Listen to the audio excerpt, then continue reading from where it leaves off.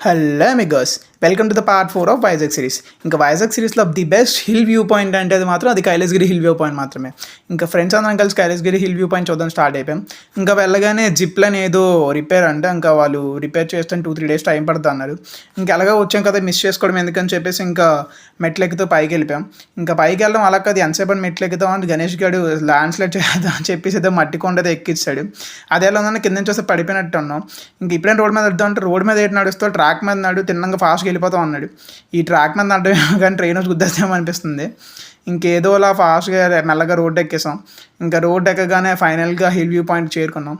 ఇంకా ఇక్కడి నుంచి చూస్తే వైజాగ్ మొత్తం కాలు కింద ఉన్నట్టు ఉంటుంది, అంత బాగుంటుంది వైజాగ్ మొత్తం. క్లియర్ వ్యూ పాయింట్, ఏదో ఆకాశం మీద ఉన్నట్టు ఉంటుంది, చాలా బాగుంటుంది. ఇంకొచ్చిందా వ్యూ పాయింట్ చూడు, 65 feet త్రిశూల్ వ్యూ పాయింట్ వైజాగ్లో ఇదే.